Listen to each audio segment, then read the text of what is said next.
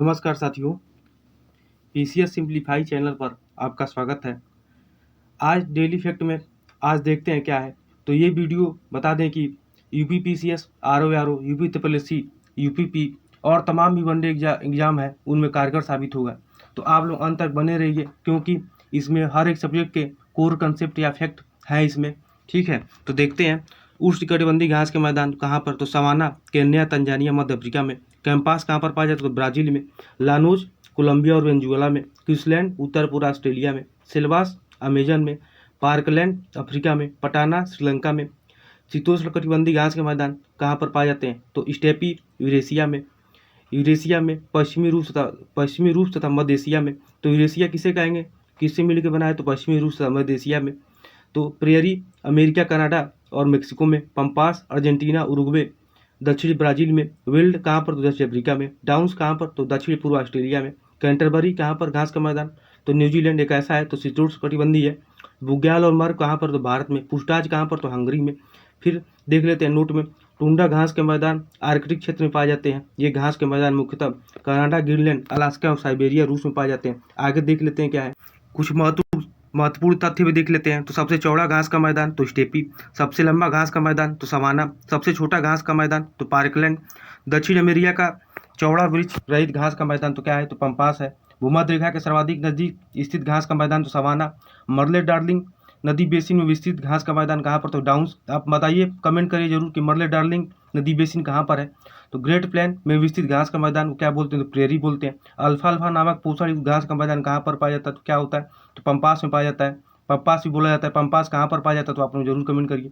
किस कंगारू सबसे ज़्यादा घास के मैदान पाए जाते हैं? तो डाउन्स में, ऑस्ट्रेलिया में है। वह घास का मैदान जिसकी प्रसिद्धि के कारण अनाज और सुअर मांस का उत्पादन है तो पंपास। वह घास का मैदान जो गेहूं की खेती के लिए प्रसिद्ध है तो प्रेरी स्टेपी। वह घास का मैदान जो सोना, हीरा, लोहा, खनिज पदार्थों के लिए प्रसिद्ध तो वेल्ड है। विश्व के मैदान देख लेते हैं। तो उष्णकटिबंधीय घास के मैदान कौन कौन से हैं? तो सवाना हो गया, कैंपास हो गया, लानूज हो गया, क्विंसलैंड हो गया, सिल्वास हो गया, पार्कलैंड हो गया, पटाना हो गया। तो पटाना कहाँ पर? तो श्रीलंका में।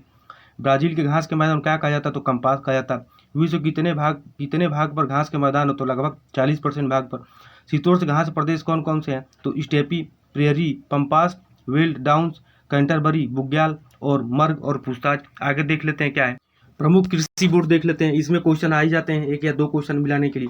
तो कॉफी बोर्ड कहाँ पर है? तो बेंगलुरु कर्नाटक में। रबर बोर्ड कोट्टायम केरल में। चाय बोर्ड कोलकाता पश्चिम बंगाल में। तंबाकू बोर्ड गुंटूर आंध्र प्रदेश में। मसाला बोर्ड कोच्चि केरल में। राष्ट्रीय मांस व पोल्ट्री बोर्ड तो दिल्ली में। भारतीय अंगूर प्रसंस्करण कहाँ पर है? तो ये भी दिल्ली में है। ठीक है, फिर से एक बार देख लेते हैं। तो कॉफी बोर्ड बेंगलुरु कर्नाटक में।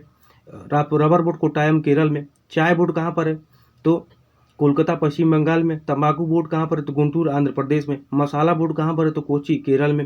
राष्ट्रीय मांस और पोल्ट्री बोर्ड तो दिल्ली में। भारतीय अंगूर प्रसंस्करण कहाँ पर है? तो पुणे महाराष्ट्र में। अनुच्छेद 36 में क्या है? आर्टिकल 36। अब देख लेते हैं संविधान का भाग 4 का क्या है। तो इसमें डीपीएसपी है, 36 से 51 तक इसमें उल्लेख है। तो देख लेते हैं। आर्टिकल 36 राज्य के नीति निर्देशक तत्वों की परिभाषा का हिस्सा है। आर्टिकल 31 में क्या है? तो कहा गया है कि इस भाग 4 में निहित प्रावधान किसी भी अदालत द्वारा लागू नहीं किए जाएंगे। ठीक है। आर्टिकल 38 में क्या है?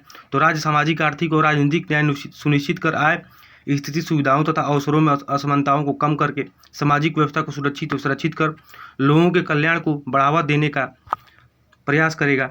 आर्टिकल 39 में क्या है? 39 में तो राज्य विशेष रूप से निम्नलिखित नीतियों को सुरक्षित करने की दिशा में कार्य करेगा। सभी नागरिकों को आजीविका के पर्याप्त साधन का अधिकार, भौतिक संसाधनों के स्वामित्व और नियंत्रण को सामान्य जन की भलाई के लिए व्यवस्थित करना, कुछ ही व्यक्तियों के पास धन को संकेंद्रित होने से बचाना, पुरुषों और महिलाओं दोनों को समान कार्य के लिए समान वेतन। किसमें कहा गया है?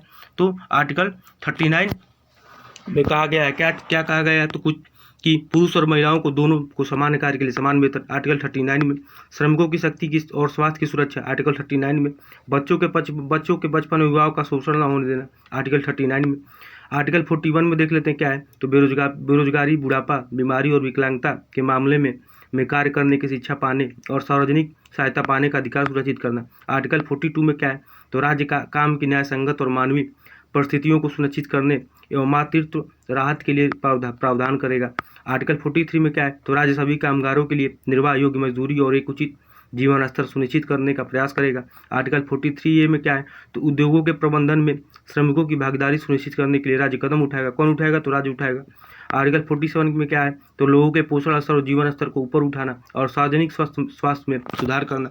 गांधीवादी सिद्धांत पर आधारित निर्देश कौन कौन से हैं, तो आर्टिकल 40 है। फिर उसके बाद से आर्टिकल 43 है।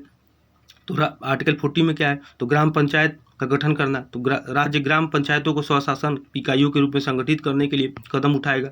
आर्टिकल 43 में क्या है, तो राज्य ग्रामीण क्षेत्रों में व्यक्तिगत या सहकारी आधार पर कुटीर उद्योगों को बढ़ावा देने का प्रयास करेगा। आर्टिकल 43B में क्या है, तो सहकारी समितियों के स्वैच्छिक गठन, स्वायत्त कामकाज, लोकतांत्रिक नियंत्रण और पेशेवर प्रबंधन को बढ़ावा देना। आर्टिकल 46 में क्या है, तो राज्य समाज के कमजोर वर्गों, विशेषकर अनुसूचित जातियों, SC, अनुसूचित जनजातियों, ST और अन्य कमजोर वर्गों के शैक्षिक और आर्थिक हितों को बढ़ावा देगा। आर्टिकल 47 में क्या है, तो राज्य सार्वजनिक स्वास्थ्य में सुधार के लिए कदम उठाएगा और नशीले पेय तथा स्वास्थ्य के लिए हानिकारक नशीले पदार्थों के सेवन पर रोक लगाएगा। किसमें, तो आर्टिकल 47 में क्या कहा गया है, तो नशीले पेय तथा स्वास्थ्य के लिए हानिकारक नशीले पदार्थ के सेवन को क्या करना है, तो इस पर रोक लगाना। ठीक है, आगे क्या है, तो आर्टिकल 48 में क्या है, तो गाय, बछड़ों और अन्य दुधारू पशुओं के वध पर रोक लगाने तथा मवेशियों को पालने और उनकी नस्लों में सुधार करने के लिए बात की गई है। अब उत्तर बौद्धिक सिद्धांतों पर आधारित कौन कौन से हैं, तो आर्टिकल 44 क्या है, तो भारत के राज्य क्षेत्र में नागरिकों के लिए एक समान नागरिक संहिता को सुरक्षित करने का प्रयास करेगा। आर्टिकल 45 ये हमेशा आता रहता है। ये क्या है कि ये बहुत ही इम्पोर्टेंट है। क्या है, तो ये बहुत ही इम्पोर्टेंट है, ये हमेशा आता है, पूछता रहता है। आर्टिकल 45 क्या है, तो सभी बच्चों को 6 वर्ष की आयु पूरी करने तथा प्रारंभिक बाल अवस्था, देखभाल और शिक्षा प्रदान करना। फिर आर्टिकल 48 में क्या है, तो कृषि और पशुपालन को आधुनिक एवं वैज्ञानिक आधार पर संगठित करना। आर्टिकल 48 में क्या है, तो पर्यावरण की रक्षा और सुधार करना तथा देश के वनों वन्य जीवों की रक्षा करना। आर्टिकल 49 में क्या है, तो राज्य की कलात्मक या ऐतिहासिक महत्व के प्रत्येक स्मारक या स्थान की रक्षा करना। आर्टिकल 50 में क्या है, तो राज्य की लोक सेवाओं में न्यायपालिका को कार्यपालिका से अलग करने के लिए कदम उठाना। 50-50 से भी आप लोग याद कर सकते हैं, आधा आधा।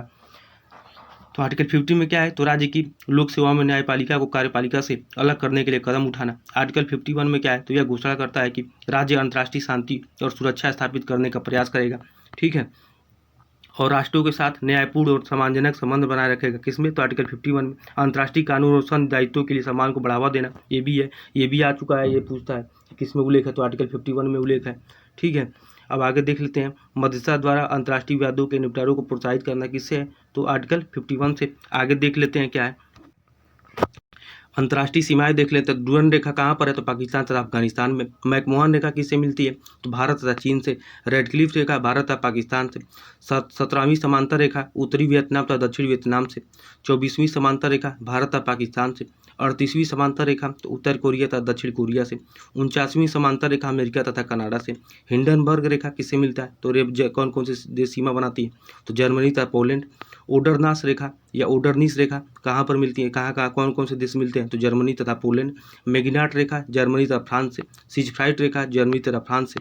ठीक है, तो आज के लिए इतना ही। बहुत बहुत धन्यवाद। आप लोगों को अच्छा लगे तो ज़रूर लाइक एंड शेयर करिए, सब्सक्राइब करिए और ज़्यादा से ज़्यादा लोगों को जोड़िए ताकि इस कार्यक्रम का लाभ मिल सके सबको। ठीक है, आज के लिए इतना ही। बहुत बहुत धन्यवाद।